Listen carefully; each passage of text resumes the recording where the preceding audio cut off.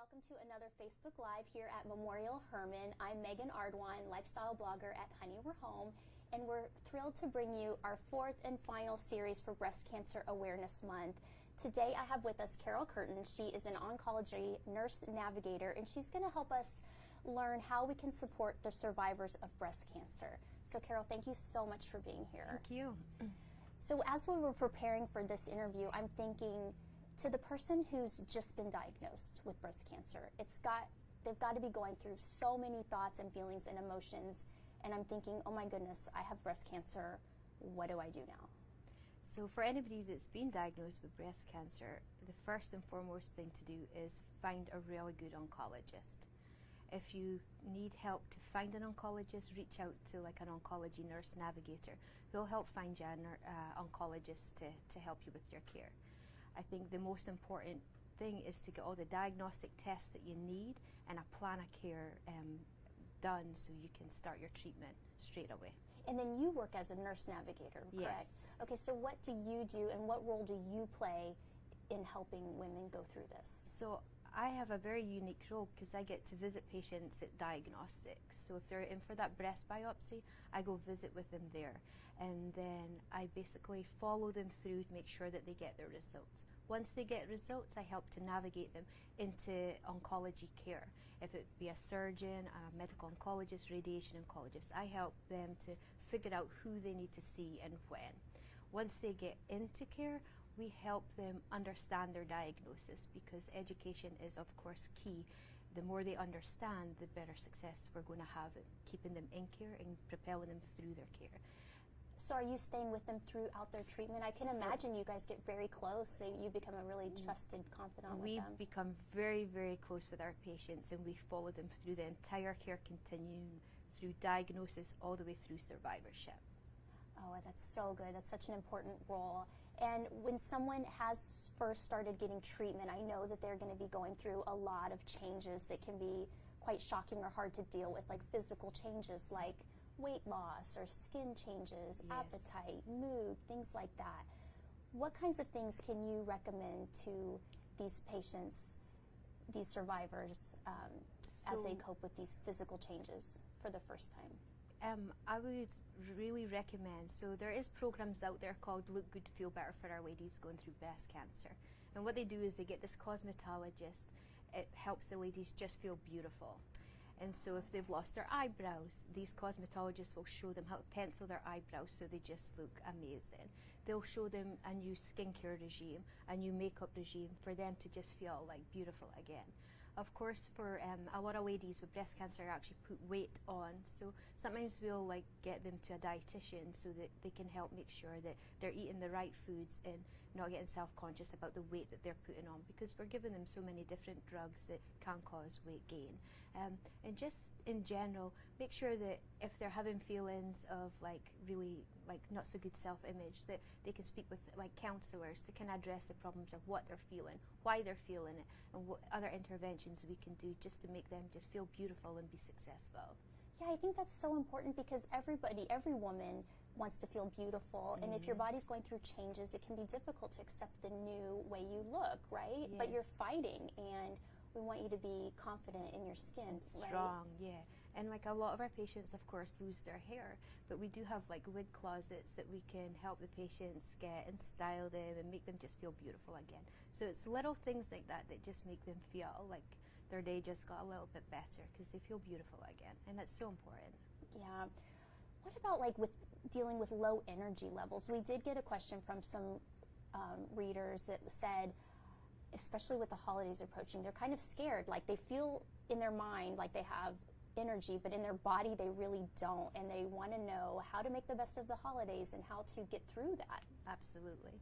So basically fatigue is the #1 reported symptom for cancer patients, and it's very, very difficult, and it does sound counterintuitive, but exercise is key to fatigue. Oh, interesting. So the more active you are, like your endorphins are released, you get some more energy, and you can keep propelling forward. Start gentle and gradually build yourself up. And there is programs out there, so when you're diagnosed, it's called like prehabilitation, and they'll assess you to make sure, right, this is your physical capabilities now, and their aim is to keep you strong through your treatment. or cancer rehab is for during your treatment and after.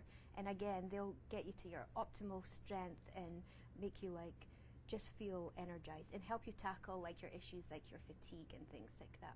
And for the holidays, make that to-do list. You know, us ladies like to-do lists. Yeah, definitely. So, but prioritize the to-do list. So make sure that you've got the things that absolutely need to be accomplished. The things that don't need to really be accomplished, just let them go or delegate to family members. Yes, like what's really important. Yeah.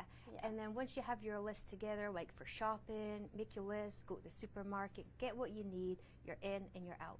And food preparation. If you food prep 1 to 2 times a week and like bulk cook and freeze food, you always have backup meals for the days that you really don't have energy to cook. One other important thing is to make sure if you know that you have energy in the morning versus the afternoon, prioritize to do your tasks in the morning. So in the afternoon you can rest. But brisk walking and then gently build up that exercise will be great. Yeah, I wanted to go back to that because I can imagine as a person going through this and you're saying, and they have no energy and they're really fatigued and you're saying, we really recommend you exercise. What do you say? Just 5 minutes of a walk, like just do it, you'll feel better, we promise. Yeah, just build absolutely. up to that. But then nutrition's part of that too. So make sure if your diet's good, it's feeding your body, it's healing your body. So with the right food and a little bit of exercise, you can go a long way. Yeah, it sounds like you have to do it before you feel like doing it. Yes, it Right. kind of is like that. And the first step's always the worst, but once they see that it does work and it does help them and they are able to keep moving forward, they do feel better. And again, these programs are specifically designed because of the evidence that shows that exercise really does help fatigue. And tell me again, what are the programs you're mentioning? So it's cancer prehabilitation. Prehabilitation. Yes, so it's prehab, so it's before the fact of you getting your signs and symptoms. So if you come with a cancer diagnosis, we can send you to a prehab program so they can assess you before your symptoms even start. So you're trying to get the patient, the survivor, strong before they start treatment. Absolutely. Okay. Keep that muscle mass, because if patients lose weight, they lose muscle mass, which makes them very weak. So it's basically designed to help these patients before any side effects happen. And a positive attitude goes a long way. And just those few little components will make for a successful journey through your treatment. And then when you were talking about the holidays and doing kind of the priorities and things like that, it sounds like this is a perfect opportunity for the caregiver to step in. Absolutely. Because this is something we really wanted to talk about here too, is the role of friends and family, how they can best support the survivor, because often you can feel helpless or you don't know what to say or don't know what to do, but things like helping with groceries, I'm sure, are tremendously helpful. Yeah. So can you touch on the role of the caregiver and how important that is? Absolutely. So to us, the caregiver is an extension of the care team, because they are the people that are helping the patient. They know the baseline of the patient, and they're the one that takes these patients to the appointments, make sure that they write down the questions for the doctors and the nurses, and make sure that the patient has everything they need. So we just really embrace the caregivers that are able to help these patients. If you are a caregiver, of course, it can become very stressful being a caregiver, and you put the patient before yourselves. So it is okay as a caregiver just to take a time for yourself too, and remember that you are important too. A strong you will be strong for your patient, to make sure that they have everything that they need too. But yeah, the caregivers are paramount in the patient's care. If you are trying to be a caregiver and the patient you're looking after doesn't normally ask for help, tell them that it's okay to ask for help, because as women can be very stubborn. We don't like to ask for help. Yeah, and I would wonder, so this is kind of a two-part question. One would be, what are the things the caregiver can do to help? Let's say I'm just a friend and I don't live with the survivor. Yeah. How can I help so it's them through this? Simple things, by just saying, how are you? Or what can I do to help you? Is there anything that you need at this time? And just being a listening ear. Patients just want to be listened to. They want to know that they're supported and that they can talk freely about what's going on. They want to be treated the same as they were treated before a diagnosis. Yes. And if you can go to the supermarket, call them and say, hey, I'm going to the supermarket. Would you like anything? Yeah, can I pick you up a few things? Yeah. And that way they don't feel like you're going out of your way. Absolutely. Right. Or I've made way too much lasagna. Would you like some? Things like that. It's the simple little things, but just be there and be a supportive person. And that's all the patients need, is to know that somebody cares.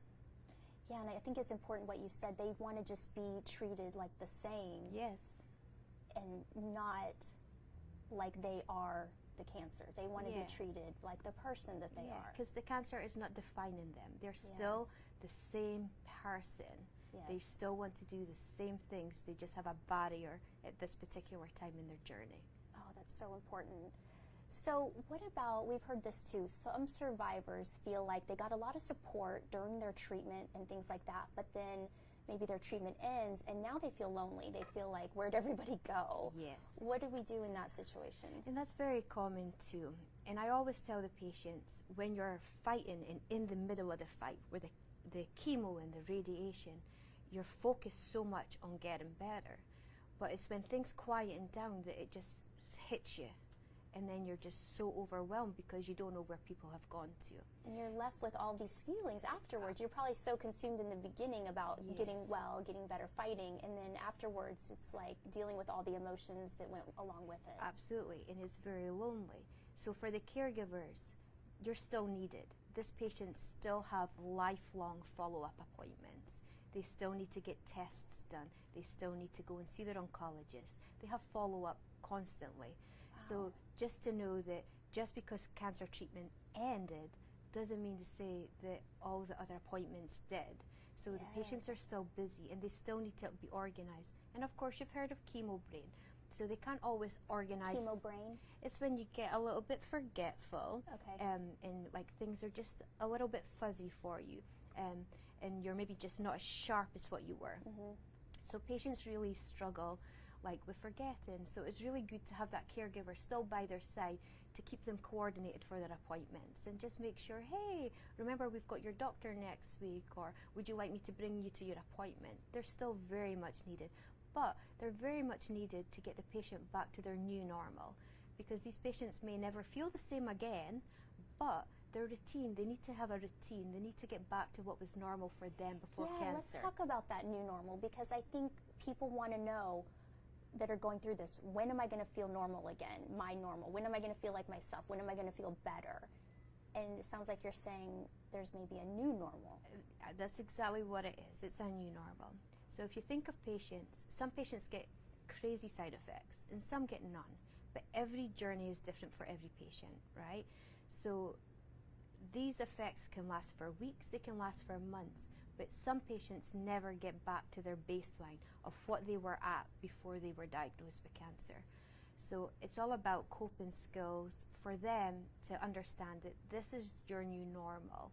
Let's manage it and let's see what we can do to make sure the quality of life for these patients are good. Mm-hmm. Make sure that they have everything that they need, and just make sure that they can accept their new normal. It's difficult, but if we can get them to the point that this is your new normal, that they do well. Have you heard from some people that have been in your care that they end up appreciating that they've gone through this? Oh, absolutely. Survivors are very empowered, and they just love to, like, once they've gone through it themselves, to be part of something bigger. Mm-hmm. And they've got their own little community, their own cancer community. So they really feel the need to, like, give back and just feel that they're stronger. Yeah, they didn't realize strong. They were brave and strong before. But after a cancer journey, they really appreciate that they have courage, they're brave, they're strong, and that they did it. Yeah, and you put things in perspective, right? And you have a new outlook on life, I'm sure. Indeed. And especially because now they appreciate the quality of their life. Yes. And they appreciate the people around them, and they appreciate that they're here. Yeah. They're living, they're surviving. Mm-hmm. I can totally relate to that. That's so important. What about survivors? How can you give some ways to cope with the feelings on the other side, like the fear, the anger, maybe even guilt about getting this, or worrying about recurrence, things like that? How can they help deal with that? So I always, well, as part of their cancer care, a lot of these patients will have a social worker. And at Memorial Hermann, we do have a social worker. So we do really focus on the psychosocial needs of the patient.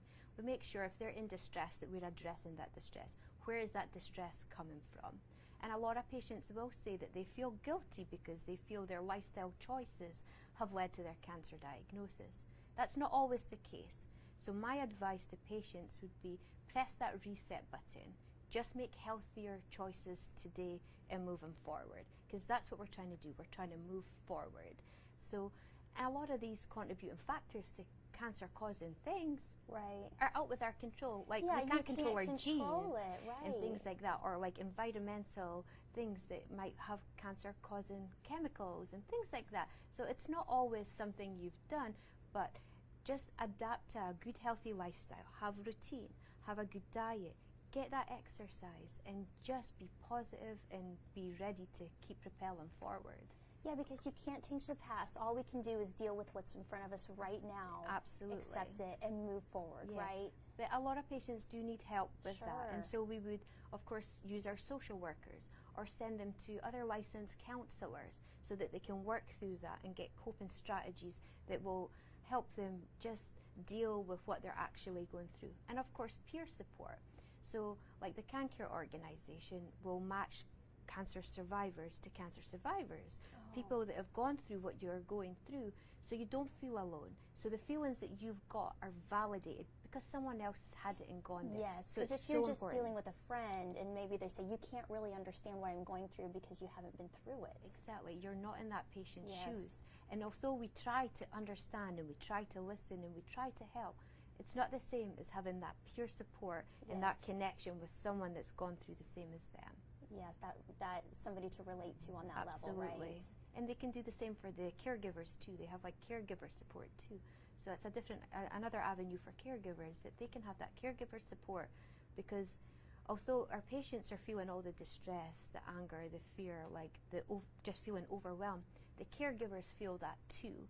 So not often addressed, but it should be addressed that these people are important, just as important as the patient, because we need a healthy caregiver to help the patient be successful in treatment. I know it is so important that everybody takes care of themselves the best that they can. We went through this in my own family, and I do know that the role of the caregiver is so important, but it can also be so stressful. Very stressful. Because you're wanting to give so much, and it's really, it's hard. There's really no easy answer, is there? It's just you can do the best you can do each day. Absolutely, and just be there, and communication is key.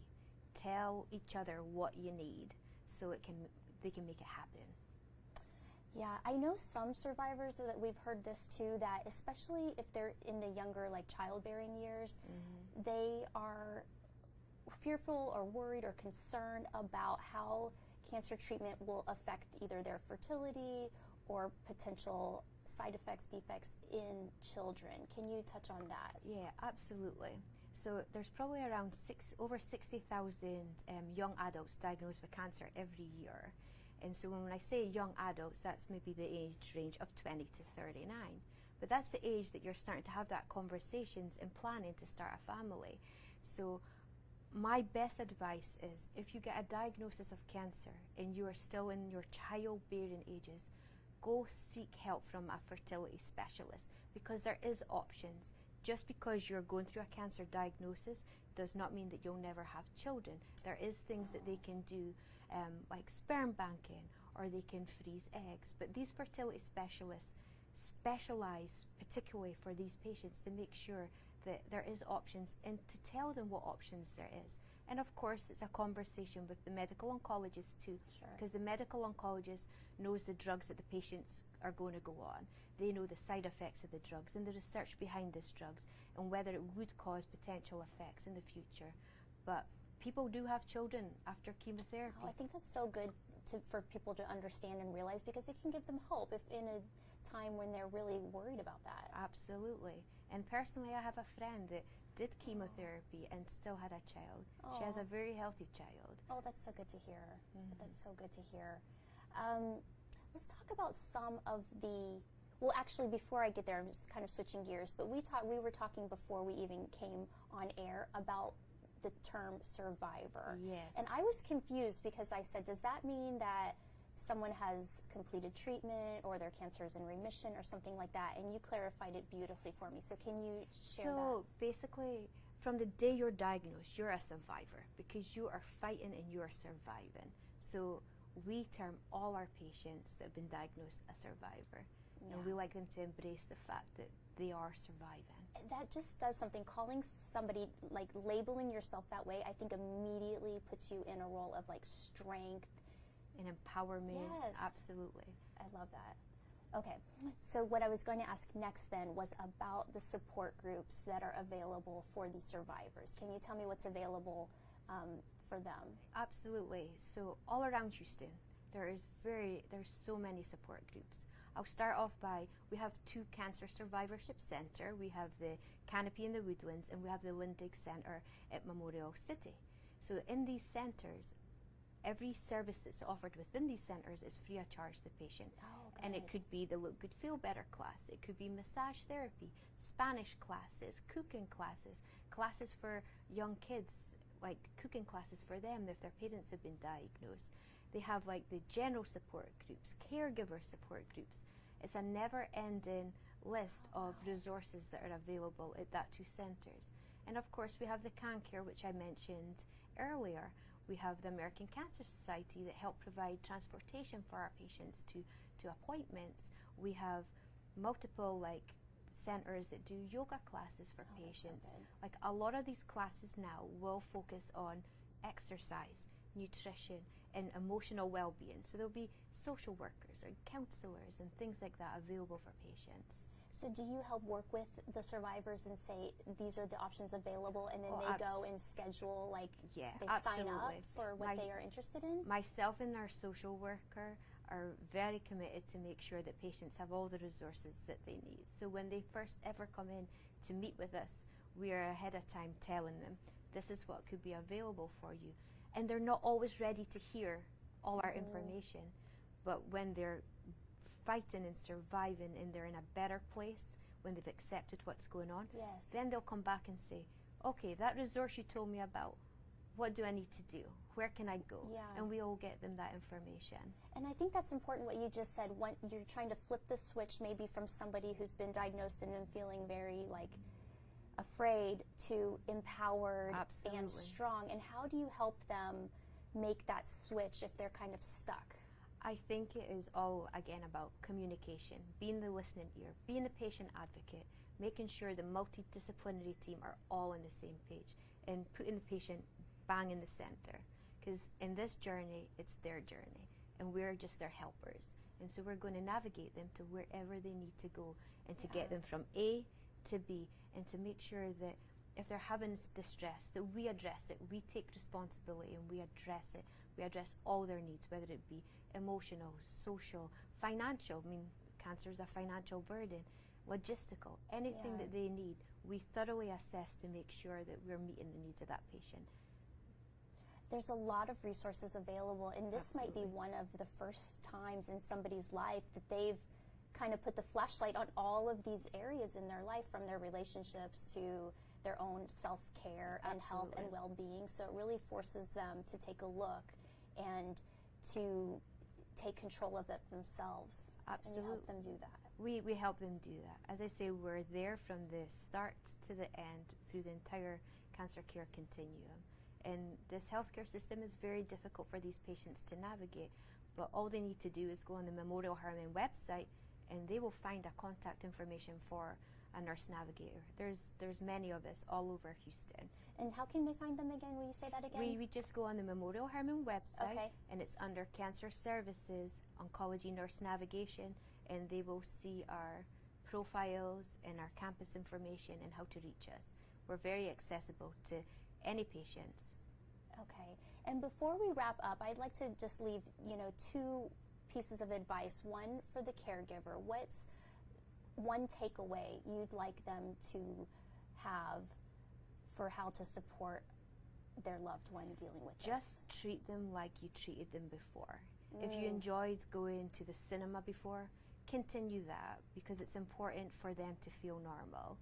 Just communicate and act like cancer's not defining that patient, because it's not. Yes. So don't treat them any differently. Don't treat them any basically. different, and just be patient. They're going through a lot. Yes. And then to the survivor, what kind of hope? We want to end this on a really positive, strong note. Is there one takeaway that you can give to our courageous, strong survivors out there?